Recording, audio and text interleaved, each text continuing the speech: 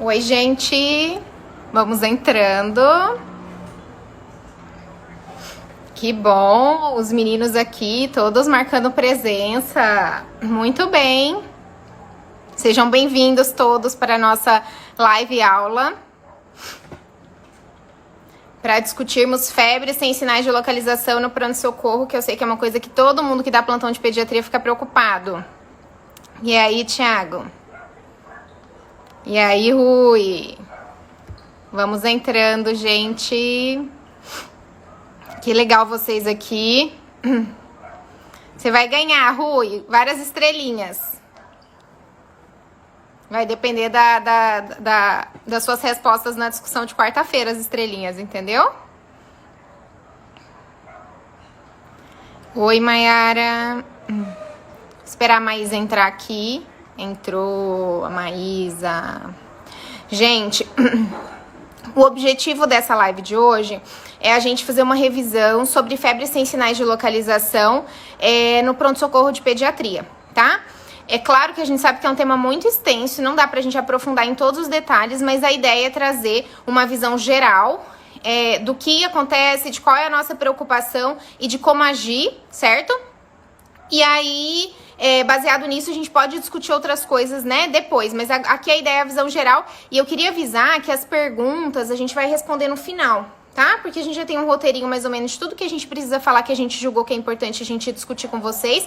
E aí, no final, a gente abre um tempo para perguntas. Se não der tempo de responder todas as perguntas, aí a gente grava depois as respostas para vocês, tá bom? Deixa eu aceitar a Maísa aqui, então.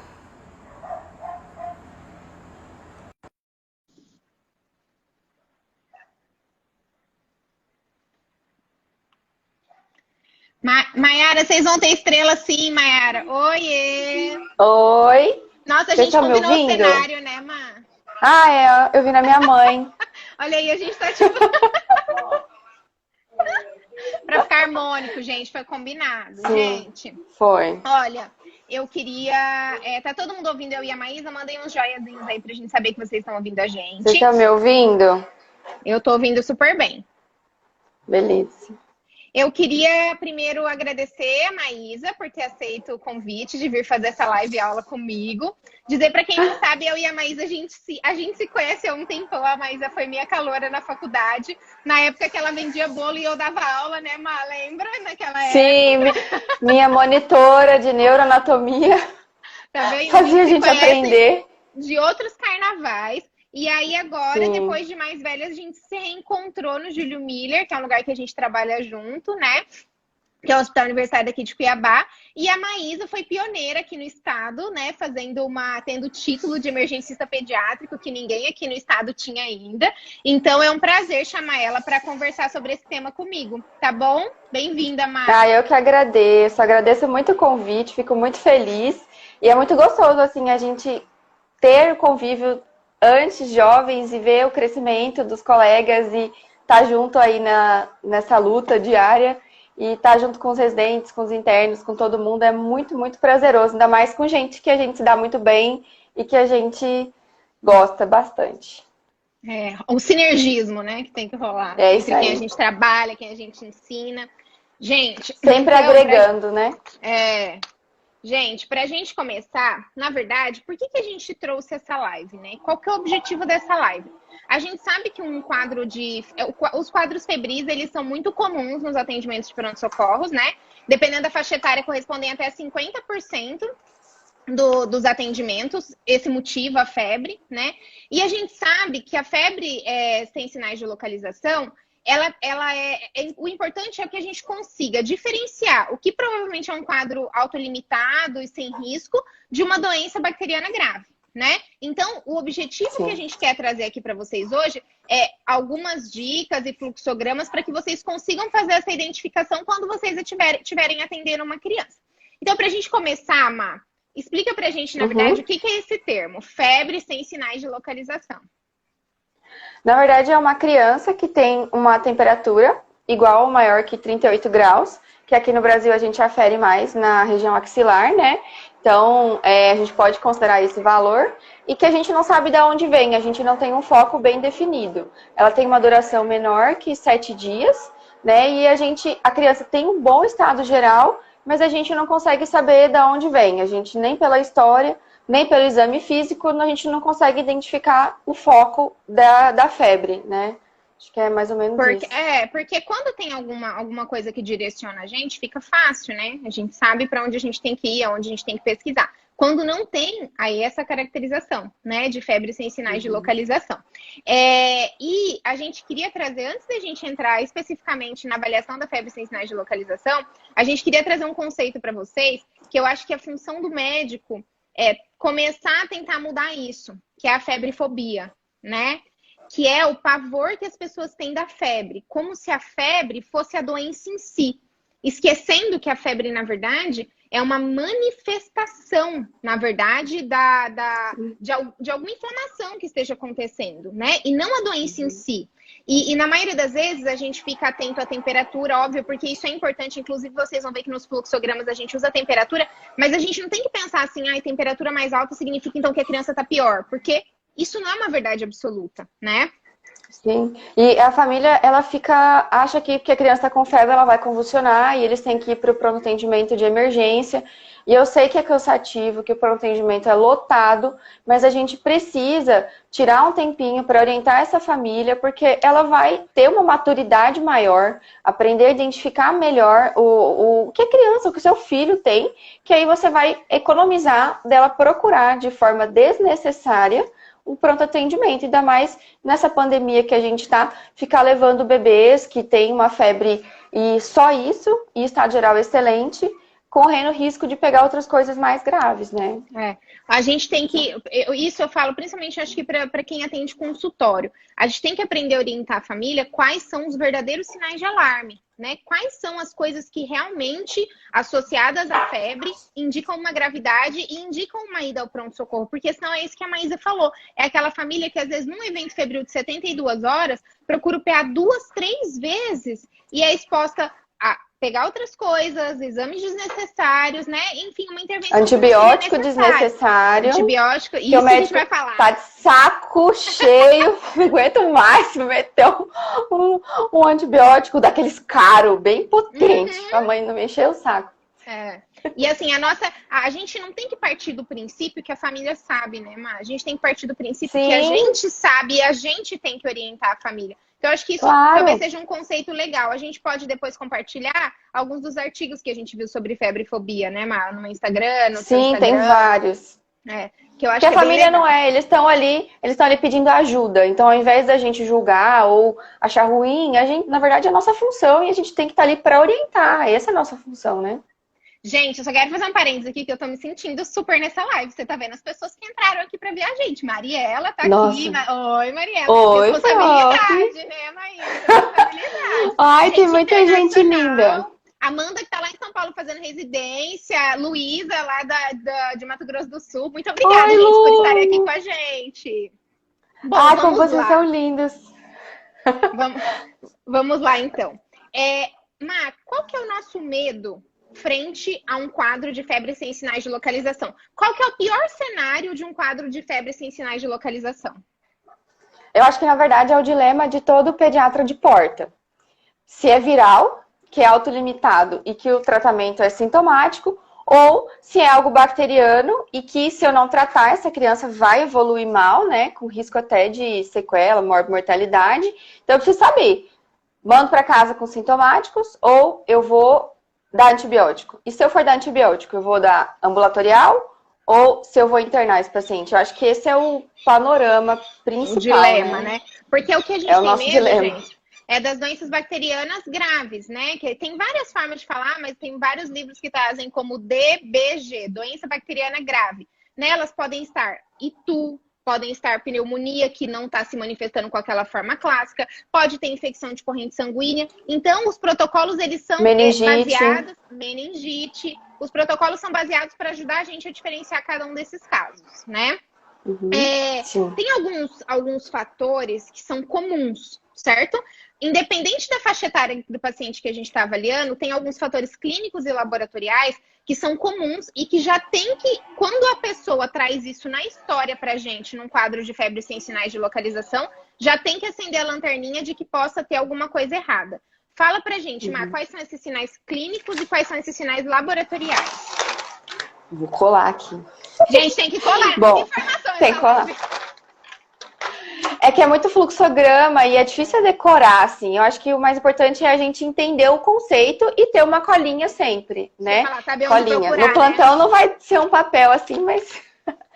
Bom, na verdade, a criança, ela vai chegar com o quadro de febre, sem sinais localizatórios, e a gente vai ter que investigar. A gente vai diferenciar pela faixa etária, as condutas, mas da parte laboratorial, para a gente falar se é uma criança com fator de risco ou não, basicamente ela vai estar com leucopenia, então leucócitos menor que 5.000, ou leucocitose, leucócitos maior que 15.000, presença de bastões, tá? E essa relação entre os neutrófilos totais e os bastões maior que 20%, tá? Ou um exame de urina alterado. Anotem, gente, anotem. Exame de urina alterado, urina simples, né? Maior que 10 leucócitos por campo, ou se for o centrifugado, né? Mais que 10.000 leucócitos por milímetro cúbico. Um PCR, uma procalcitonina alterada, se tiver algum sintoma respiratório, raio-x alterado. Então, os exames iniciais que a gente tenha, alguma alteração deles sugestivas de foco infeccioso. Então, provavelmente, essa criança vai precisar de uma observação maior, ou internado, ou ambulatorial, porque ela tem um risco maior de uma doença bacteriana grave. Isso. E dos fatores clínicos, né, que a gente não pode esquecer, que a gente pega quando logo que o paciente chega, tem várias coisas que tem que chamar nossa atenção. Mas, assim, paciente imunossuprimido, paciente que tem sinais de toxemia, né? Sempre perguntar para a mãe a temperatura da febre. Isso foi uma pergunta que eu recebi na caixinha antes da live. Me perguntaram se eu preciso ter a temperatura aferida no momento do exame para levar aquela temperatura em consideração, ou eu posso levar em consideração só a temperatura que a mãe falou. Eu posso levar em consideração só a temperatura que a mãe falou. Isso já é válido, desde que ela tenha um termômetro, saiba me dizer isso, né? São fatores que a gente teria que prestar atenção. E assim, é o que eu falo, o desafio é quando não tem nada disso, né? Porque quando tem alguma dessas coisas, fica fácil, porque chegou um paciente toxemiado, gente, você não vai parar, será que eu peço? É pedir todos os exames, entrar com antibiótico e internar. Chegou um paciente imunocomprometido, um falciforme, você também não vai ficar, nossa, será que eu peço? Não, é exame, antibiótico, né, já direcionado e tal. Sim. O paciente difícil é aquele paciente que tem febre, nada mais, e era previamente rígido, porque é aquele que a gente fica, e agora, né, o que eu faço? Então, aí você não sabe se o seu exame físico, você comeu uma bola, você fica pensando, se escuta de novo, aí a criança chora. Aí realmente é o mais... Quando a gente é recém-formado, né, Má, que a gente dá plantão, assim, acabou de terminar de pediatria, dá plantão, aí você chega em casa e fala, gente, será que aquela otoscopia que eu fiz estava certa? Meu Deus, me ajuda. Gente, isso é uma angústia que eu acho que todo mundo passa, né? Todo mundo passa. Só a prática, e assim, com muita... Quanto mais informação, quanto mais cautela a gente tiver, menos a gente erra, né? Sim. Então, só pra gente revisar até aqui, né?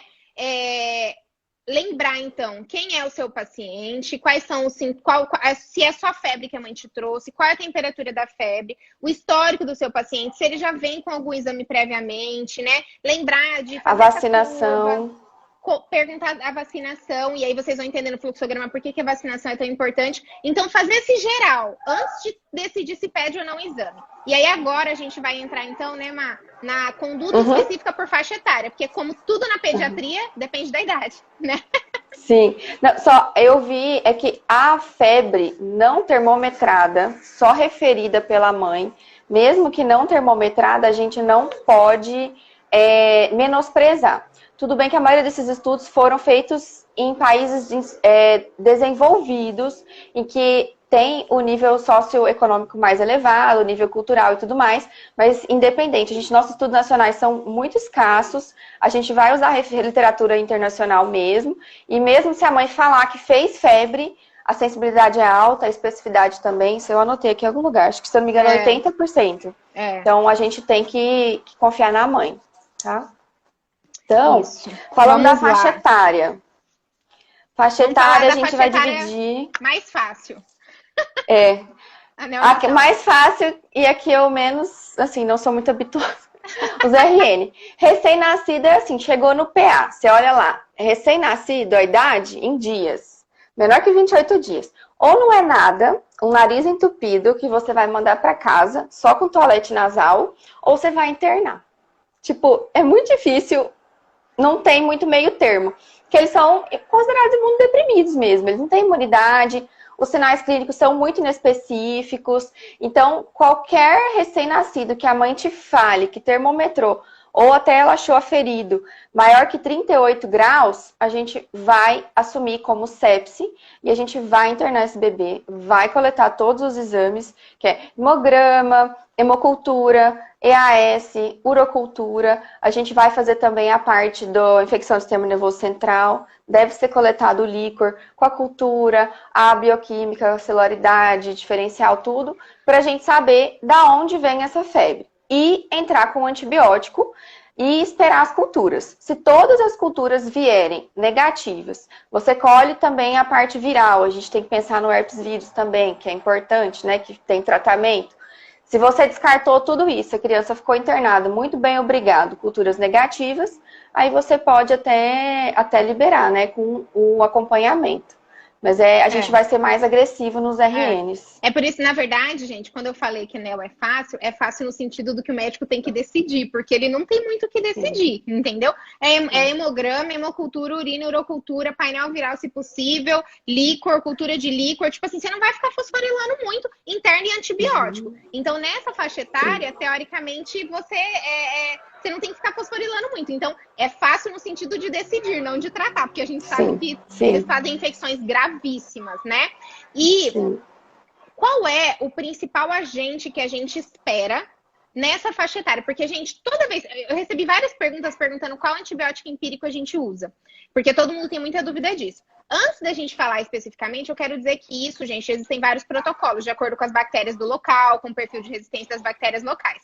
Mas eu acho que antes da gente querer gravar qual antibiótico a gente usa, a gente tem que pensar qual germe a gente está pensando que a gente vai ter ali naquela situação, para aí, a partir daí, a gente decidir, de acordo com o nosso conhecimento, qual antibiótico a gente julga que vai ser, né, digamos, eficaz. Então, no caso do período neonatal, quais germes a gente esperaria, né, que a gente teria ali? Do Nanel acaba que todas as infecções neonatais, os principais germes vão ser canal de parto, né, Escherichia coli, principalmente, ou o estrepto do grupo B, que é o H-Lact. Então, é eles que a gente vai focar. Eu falo muito para os meninos, não existe tratamento, por exemplo, de pneumonia. Existe um tratamento para uma infecção respiratória causada principalmente pelo pneumococo, por exemplo, nas crianças maiores. Então, a mesma coisa, o tratamento na ANEL não é para a bacteremia oculta ou o que for. É para uma infecção no recém-nascido, que a única bactéria até o momento que ele teve realmente contato foi do canal de parto da mãe, né? Então, tem que pensar primeiro da onde vem. E não ficar decorando joguinho, regrinha. Eu vou decorar essa duplinha de antibiótico. Isso não existe, né, gente? Não existe. E aí, lembrar que se a gente for pensar que é o estrepto, às vezes a gente deixa com AMP, né, Má? E os protocolos, geralmente, eles trazem AMP associado com alguma cefalosporina, porque daí a gente vai pensar na E. coli, né, em outras bactérias. Então, gente, isso aí tudo... Cada hospital tem seu protocolo, tudo, né? A gente também não vai ficar falando um antibiótico para vocês fazerem. Mas lembrem dos germes e, a partir daí, vocês conseguem escolher qual seria o antibiótico mais adequado, certo? Os protocolos que a gente achou foram... Os protocolos que a gente achou, a gente tem um hábito aqui, acho que em Cuiabá, de usar muito aminoglicosídeo, né? Eles falam muito mais das cefalosporinas, de segunda ou de terceira geração no recém-nascido, do que os aminoglicosídeos, que a gente sabe que tem muitos efeitos colaterais, né? Surdez, a parte renal, né? Então, a gente tem que ter esse cuidado, né? Isso. Muito bem, muito bem. Progredindo, então, gente, com a faixa etária agora, vamos falar das crianças. Porque geralmente eles dividem assim, né? Abaixo de 28 dias, de 28 dias a 3 meses, né? Que seria 90 dias, e acima de 90 dias seriam a maioria das divisões que os protocolos fazem. Então, agora a gente vai falar da faixa etária de 29 dias a 90 dias, que é uma faixa etária que começa a dar uma complicadinha ali nas decisões que a gente precisa tomar, né? A gente costuma até os 24 meses, né? Antes tinham os protocolos que colocavam até 36, que você poderia incluir na febre sem sinais localizatórios, mas com a vacinação isso aí tem mudado bastante. Mas falando dos 29 dias até os 90, a gente ainda vai considerar a temperatura para tomada de decisão os 38 graus. Então, maior ou igual a 38. Aí, esse bebê a gente vai investigar. Lembrando que é um bebê com febre de 38 graus, ainda tem um bom estado geral e a gente não conseguiu definir o foco, né? Isso acho que é o mais importante. E não adianta, e assim, o exame físico, muitas vezes ele vai deixar passar alguma doença bacteriana grave, ele ainda não vai ser tão nítido o foco para a gente, né? Então, a gente vai colher todos os exames. Hemograma, hemocultura, EAS, urocultura, tá? A gente pode fazer o raio-x de tórax se tiver algum sintoma respiratório. Não esquecer que em vigência de febre é comum taquicardia e taquipneia. Então, o ideal é que você abaixe a temperatura dessa criança e você reavalie ela posteriormente, que pode ser que aquilo que você viu numa criança febril mude completamente nela sem febre, né? Então, a gente vai pesquisar tudo. E vocês estão vendo que, assim, os protocolos não falam muito das proteínas, da parte da proteína C reativa, procalcitonina, ela não entra no protocolo, porque isso daí não vai ser seu definidor de tratamento, nem diagnóstico. Você pode usar ele para o acompanhamento. Isso é útil para você ver se a criança está tendo resposta. Mas ele não, até teve uma pergunta do PCR, né? Ele não é definidor, tipo, o PCR está baixo ou alto, não é ele que vai me indicar o tratamento. Então, gente, aí é assim, ó, como que funciona, né, o protocolo? Exames normais, hemograma, EAS, as culturas não saem imediatamente normais, você pode internar para deixar em observação sem antibiótico, ou dependendo da condição social da família, você pode liberar e fazer reavaliação diária desse paciente com muita orientação da mãe. Então, essa é uma conduta meio perigosa quando você não tem um vínculo com a família, né? E aí, se os exames não vierem normais, a gente tem 3 possibilidades. Ou só a urina está alterada, com hemograma normal ou hemograma alterado, ou só a hemograma está alterado com a urina normal. Aí eu quero que vocês parem e pensem. Se a urina está alterada, eu vou pensar que meu foco é urinário. Urinário. Certo? Se o meu hemograma está alterado e minha urina está normal, eu vou pensar que meu foco é infecção de corrente sanguínea ou alguma outra coisa, né? Então, eu tenho que pensar que se eu tiver frente a um quadro de infecção urinária, eu vou voltar os meus antibióticos para possíveis quadros de infecção urinária, né? E aí entrariam como algumas possibilidades, porque eu pensaria em E. coli, pensaria em Klebsiella, pensaria em Proteus. Aí entraria cefalosporina de segunda, amoxicilina com clavulanato, certo? E se eu for pensar que a infecção de corrente sanguínea, por exemplo, que só meu hemograma está alterado, qual é o principal germe que eu pensaria nessa faixa etária? Vamos esperar, Má, vamos ver se alguém responde aí. Vamos ver se tem alguém que está sabido aí desse tema já. Eu quero ver se estão dormindo. Eu quero ver os residentes. Não, eu quero ver os residentes aí. Rui pediu uma estrelinha. Rui, se você responder essa, eu levo café da manhã quarta, vai. Eu vou lá tomar café da manhã então, que vai ser meu último dia de férias. Vou lá só para tomar o café da manhã. Aí, ó, Felipe Calejas. Meu irmão, eu sei, mas né? não lembro. Ó, o Rui mandou só uma linha. Então, Má, fala pra nós, qual é o germe que a gente tem medo? Na verdade, a gente tem medo do estrepto, né? Ele é o pneumônio, o pneumococo. E a criança nessa faixa etária, no máximo, ela tomou o quê? 1, 2 doses só da vacina, né? Então, na verdade, uma só, né? Que ela vai tomar uma com 2 meses. Então, ela não tendo a vacinação completa, ela tem um risco altíssimo de fazer doença bacteriana grave pelo pneumococo, bacteremia. Então, o hemófilos ele já saiu, a gente não pensa mais nele, no B, porque já está praticamente erradicado, mas a gente ainda tem a questão do pneumo, né? Mesmo com a vacina e tudo, a gente ainda tem ele no nosso meio. E aí é o mais importante, gente, urina alterada é mais gram negativo, foco urinário. Urina tá normal, se o hemograma estiver alterado, é pneumococo. Então, assim, não tem muito que você ficar fosforilando em cima disso, tá? E aí, gente, até 90 dias, hemograma alterado é igual internação, né, Má? Hemograma alterado com urina normal, indicando que não tem foco urinário, que o foco é provavelmente de infecção de corrente sanguínea, é internação, né? E antibiótico endovenoso até restado de cultura pelo risco de bacteremia, pelo risco, né, de doença grave.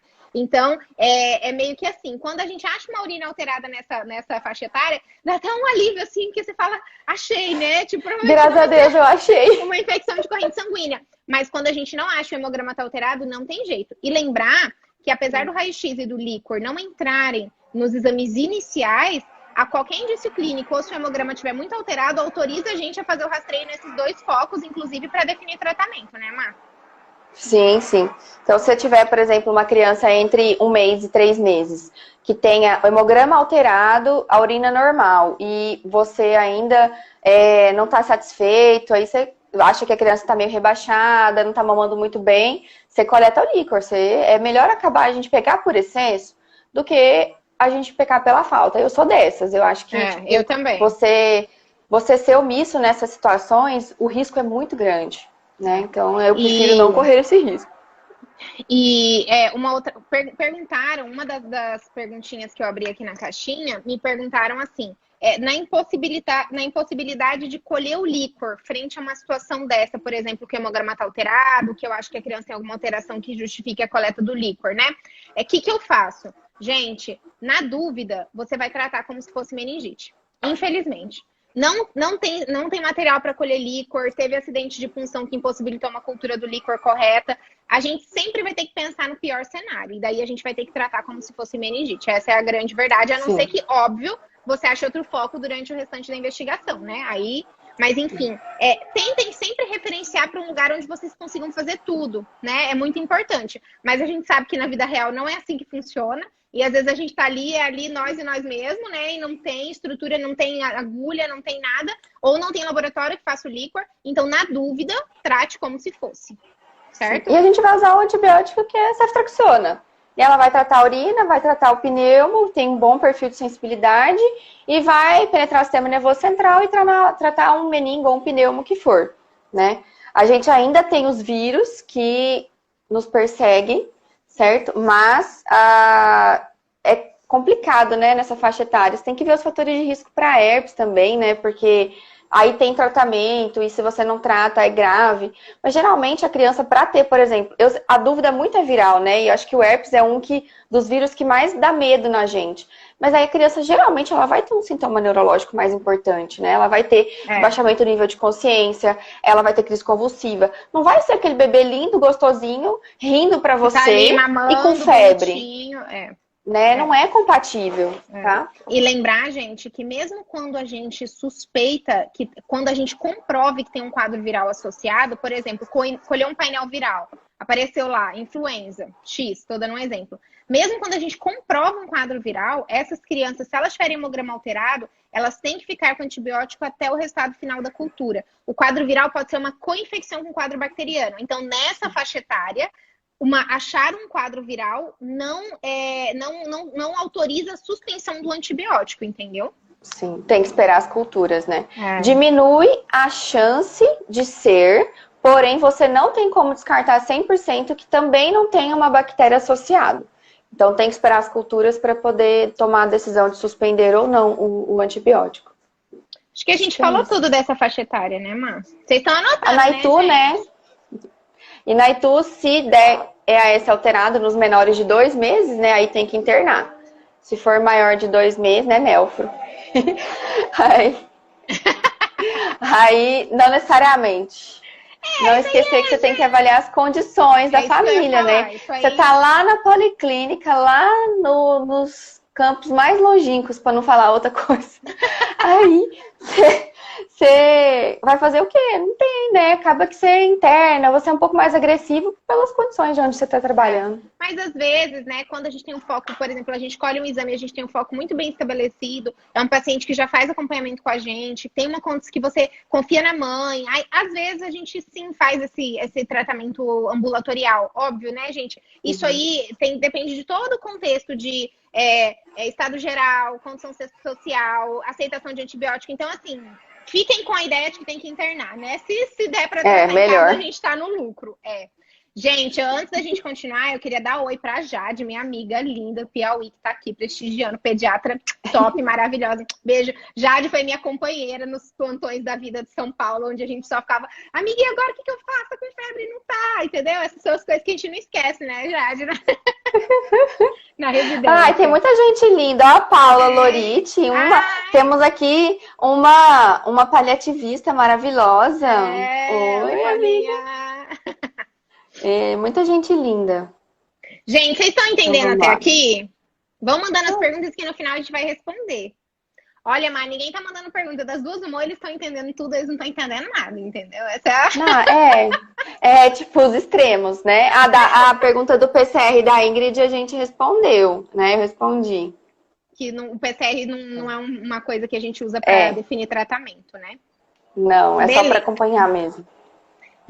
Vamos para a terceira faixa etária, que é acima de 90 dias, né? Que é... Aqui, a gente começa a ter algumas mudanças, na verdade, em vários pontinhos, e aí essa aqui talvez seja um que a gente tem que prestar mais atenção. Primeiro porque é a maior parte da população que vai com febre no pronto-socorro, né?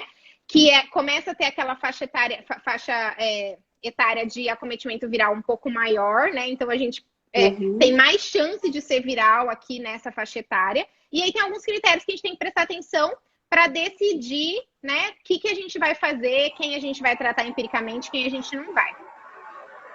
Poxa, Ingrid, 3 horas da manhã? Ela quer ligar pra gente 3 horas da manhã. Não tem vergonha.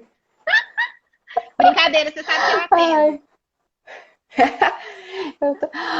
Olha, de maior que 3 meses, aí a gente já vai ter alteração da temperatura, né? Então, a gente vai começar a investigar mesmo, a coletar os exames daquele bebê a partir de 3 meses, com febre, sem foco e bom estado geral, a partir de 39 graus, tá? Então, esse a gente vai começar a se preocupar mais, tá? Então...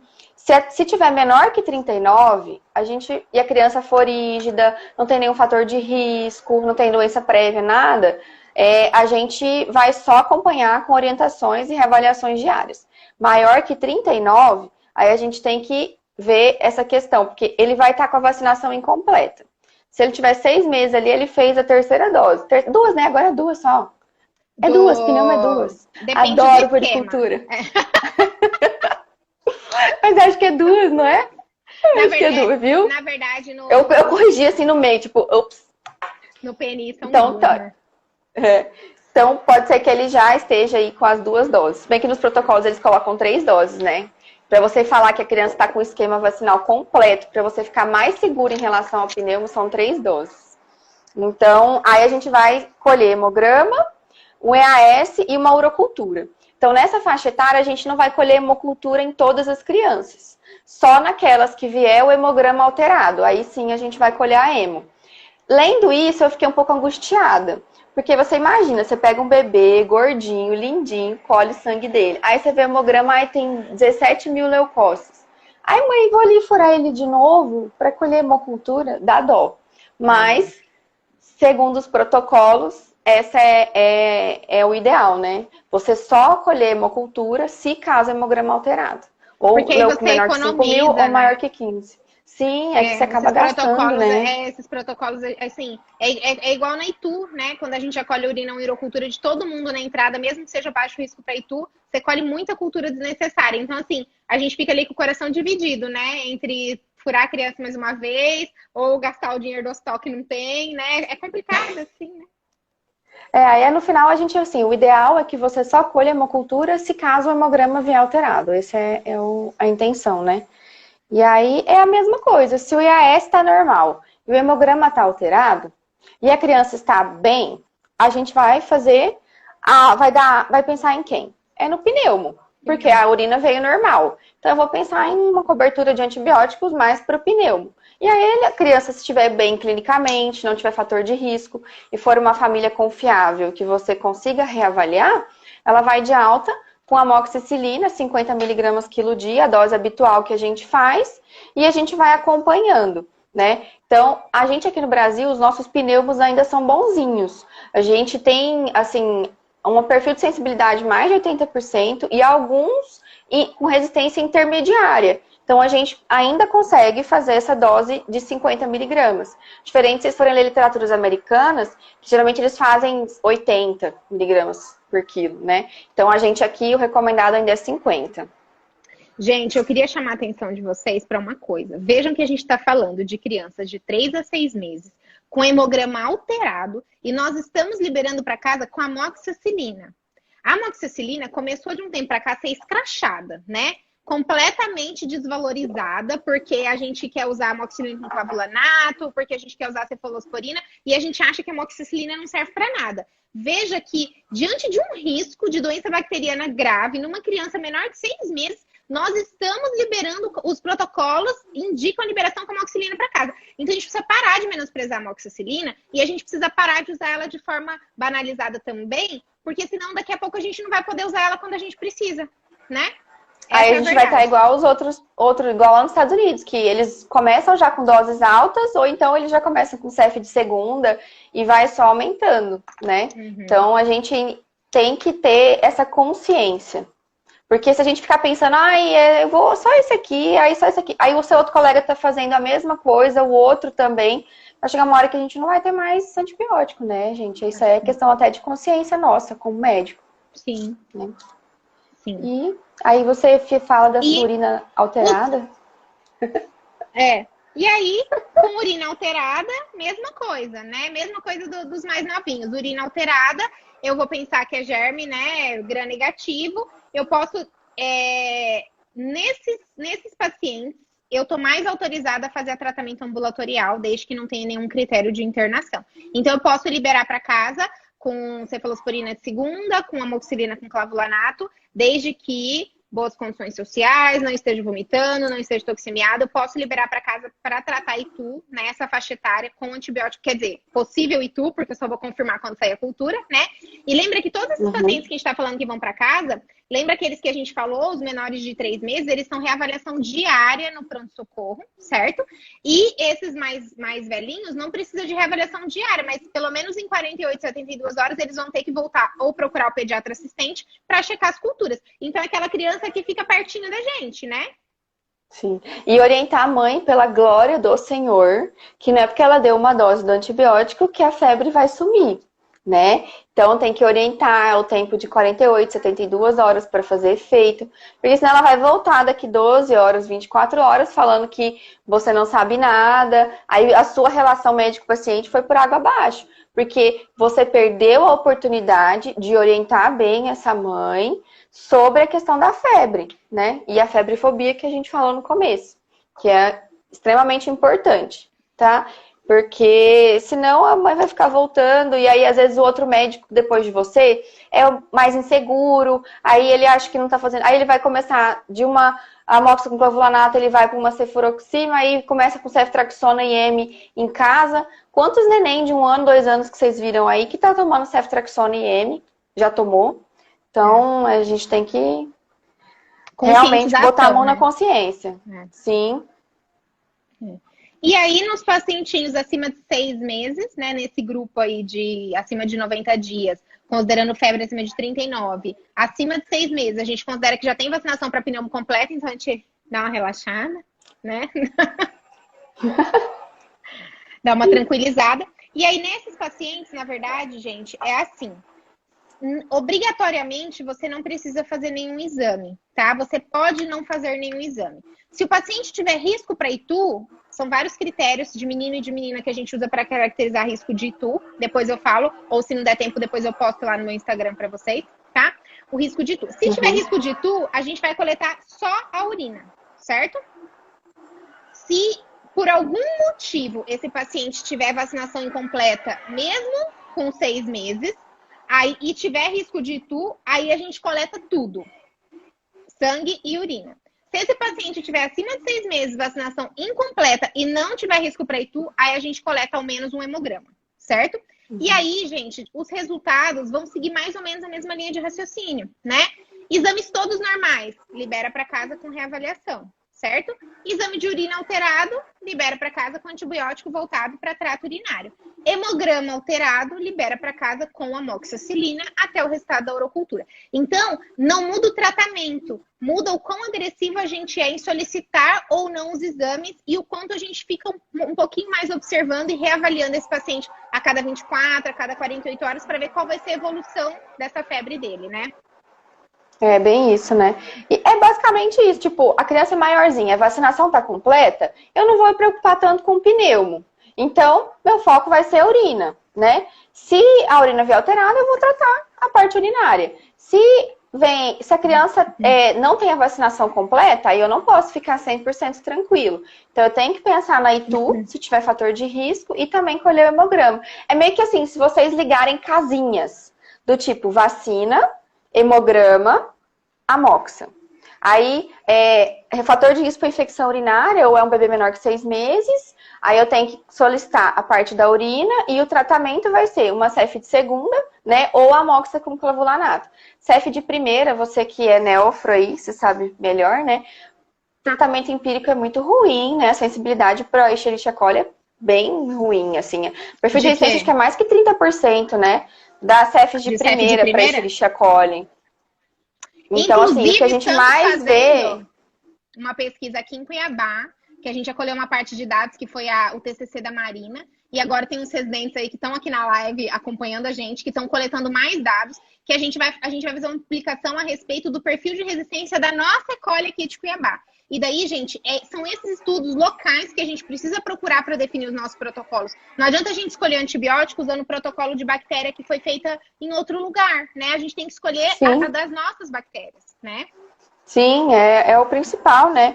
E aí, assim, a gente sabe que são antibióticos de um valor agregado maior, né? Então, assim, são mais caros mesmo, não são tão disponíveis, mas a gente não pode se limitar a isso, né? Porque você tem que insistir com essa família que é necessário, né? Então, se você vê que a criança vai precisar e ela não tem, a família não vai ter condições, é melhor você internar para fazer um antibiótico. Essa é a minha opinião, né? Sim. Acho que é melhor você internar para fazer decentemente do que você correr o risco de prescrever e ela ser ali aqueles 30% das Escherichia coli que não tem sensibilidade. Então, eu acho muito alto, né? Se for pensar que a cada 3, uma vai ser resistente, eu fico... E os nossos dados preliminares aqui em Cuiabá foi mais de 50% de resistência para cefalosporina de primeira nas nossas E. colis aqui. Então, é praticamente não use, né?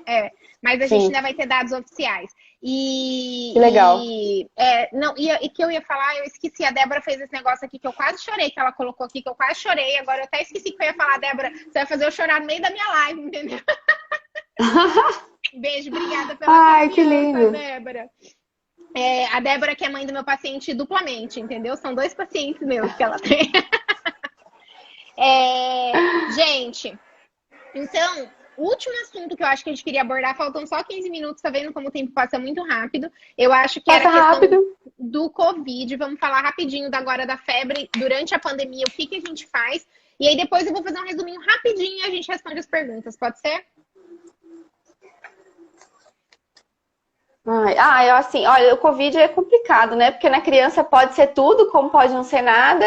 Então, querendo ou não, uma febre sem sinais localizatórios numa criança, nesse momento de pandemia, você não tem como bater o martelo e falar 100% que não é. Realmente é difícil, né? O fato de ter um adulto sintomático em casa é algo que ajuda muito. Que a maioria dos estudos mostraram que os adultos sintomáticos, aí testaram as crianças por acaso, só por uma questão de epidemiologia, e viram que as crianças assintomáticas eram positivas. Então, o fato de ter algum adulto sintomático em casa é uma coisa que ajuda, né? E é difícil. Assim, gente, lembrando que alguns estudos mostraram que criança faz Covid afebril, faz Covid assintomática. Quando tem febre, a febre pode ser, na verdade, subfebril, aquele 37, 37,2. Relacionar a febre com Covid tá bem difícil para nós no PA. Sim. Então, é isso que a Maísa falou. Tem contactante, tem algum outro sinal de quadro respiratório, não adianta, vai ter que fazer o exame, né? E, mais do que isso, lembrar dos pacientes que são grupo de risco, porque daí esse aí você não vai esperar nem nada, né? Você já vai ter que fazer. Não. Paciente imunocomprometido, paciente oncológico, paciente... Então, assim, ficou bem difícil para nós essa decisão, porque o PCR do COVID, ele tem que entrar junto com esses outros exames que a gente falou, de investigação de foco, né? E junto com o PCR do COVID, todos os estudos mostram uma alta incidência de co-infecção viral nas crianças. Então, o ideal é que a gente colete o PCR do COVID e um painel viral, pesquisa de influenza, pesquisa de vírus sincicial, porque a gente viu que tem muitos que têm co-infecção e a gravidade, às vezes, vem da outra doença e não do COVID, necessariamente. E não, sim. Né? E assim, a gente também não vai colher PCR para todo mundo, né? Então, só se a criança tiver algum sinal moderado, tiver algum esforço respiratório, saturação mais baixa, uso de musculatura acessória, alguma alteração do estado geral, aí sim a gente vai pensar em colher o PCR. Mas se não, ele vai para casa com orientações, né? Então, é complicado. E se for grupo de risco, né? Aí também você colhe independente dos sintomas. Então, isso daí também, gente, sigam o protocolo do hospital que vocês estão trabalhando, porque tem hospital que é bem mais conservador na coleta, pela disponibilidade, e tem hospital que é um pouco mais agressivo na coleta, né? É difícil, tem vários. Você começa a dar Covid, você fica louca, porque, né, tem vários protocolos, tudo. Na verdade. Você começa a achar que tudo. Enfim. Acho que é isso. Para a gente finalizar, então, a Ingrid perguntou dos termômetros. Termômetro infravermelho é confiável igual ao digital. Ingrid, vai lá, escuta o meu podcast sobre febre. Lá a gente fala dos termômetros, tá? Na verdade, a gente não tem uma padronização adequada de infravermelho em criança para a gente ter uma temperatura que a gente vai se apegar. Então, algumas temperaturas que a gente vê são do termômetro digital com medida retal, que é o que eles fazem mais estudos nos Estados Unidos, mas aqui no Brasil o que a gente preconiza é o digital axilar. O infravermelho, o de membrana timpânica, o de artéria temporal, eles ainda são muito difíceis da gente ter uma padronização, porque eles, a gente não tem uma grande confiabilidade, entendeu? Então, tipo, tem vários... Eu teria que fazer uma live só para falar dos termômetros, na verdade, mas se você escutar o podcast, você já vai ter uma noção. Mas aqui o que a gente preconiza é o digital axilar, certo? Com certeza o de mercúrio já saiu, né? Proibido venda, uso... não, tipo, tem um pessoal, tipo, às vezes do SUS, assim, que ainda tem aquela avó que guardou o termômetro que usou. Super perigoso. Muito. Eu já quebrei vários quando era criança. Imagina, a gente nem tinha noção do perigo que era, né? Não. Enfim, gente, para finalizar, quem tiver perguntas, vão mandando aí. Eu queria só deixar uns macetinhos que eu uso quando eu vou dar aula ou discutir com os alunos sobre isso. Lembrar que menor de 3 meses a temperatura que a gente considera é 38. Acima de 3 meses a temperatura que a gente considera é 39. Se a gente for pensar nos 3 grandes grupos, né? Menor de 28 dias, período neonatal, colhe tudo, faz tudo interna, sem dúvida. E antibiótico. E interna com antibiótico. Tudo. Se a gente for pensar nesse grupo aqui de 29 dias a 3 meses, ainda bem complicado. Colhe a maior parte dos exames que você achar que deve, hemograma e urina obrigatórios. Dificilmente a criança sai com um exame alterado sem algum antibiótico. Se for urina, vamos focar para urina. Se for hemograma, vamos focar para o sangue, certo? E aí, se for raio-x, líquor, tal, também vamos direcionar.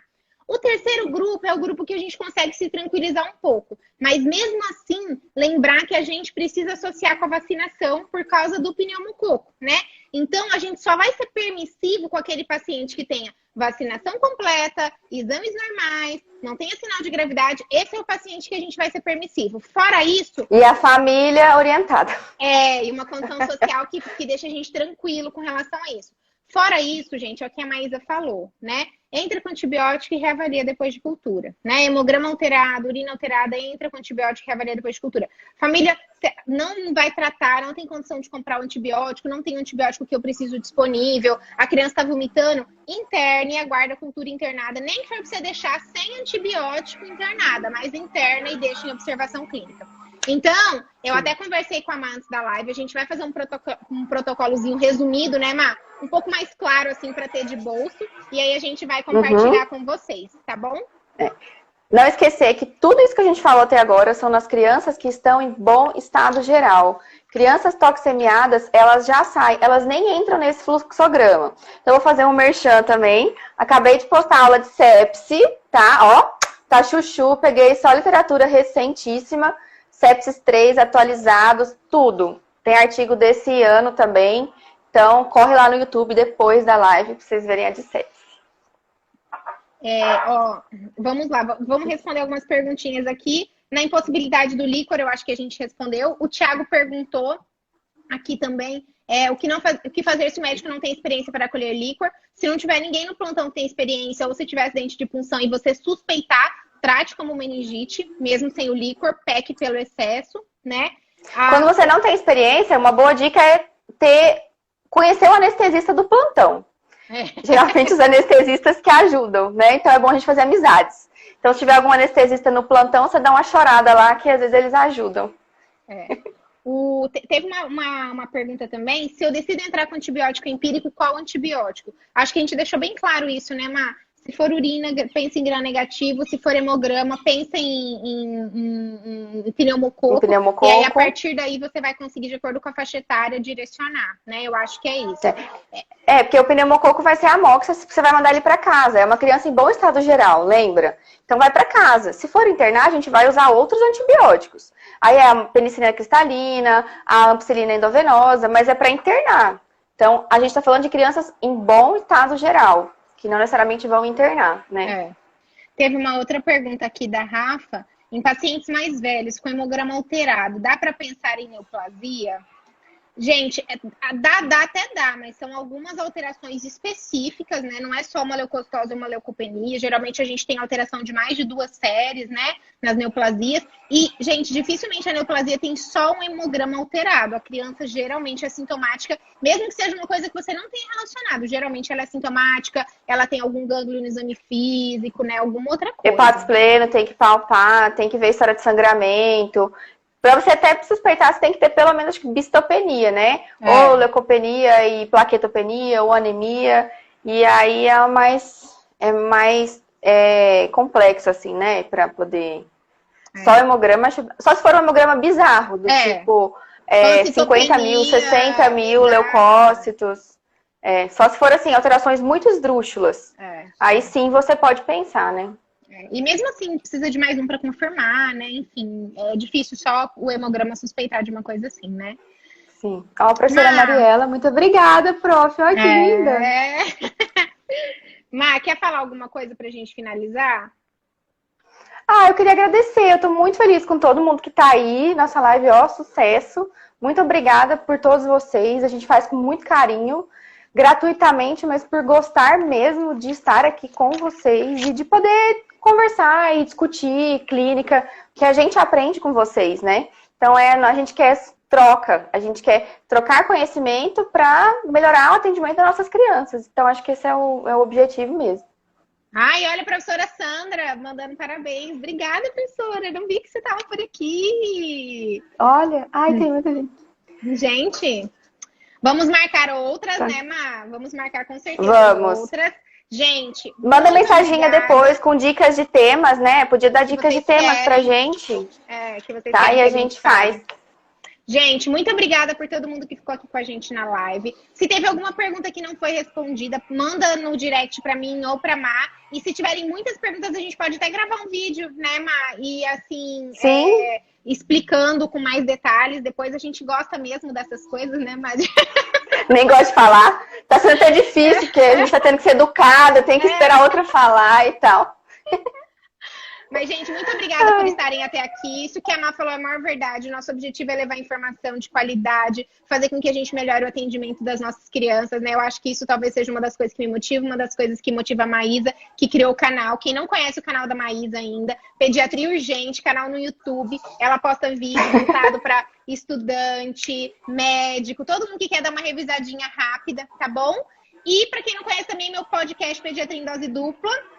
Tem um episódio lá sobre febre, que eu acho que vem complementar complementar alguns pontos que a gente não falou aqui, tá bom? E eu acho que é isso, né, Má? É isso, pessoal. Muito obrigada. Fiquem com Deus. A gente vai deixar gravada a live, tá? Pra quem perguntou. Vou deixar gravada no meu perfil. E aí a Má compartilha também. Tá bom? Um beijo, gente. Beijo. Tchau, gente. Obrigada. Obrigada, Má. Ai.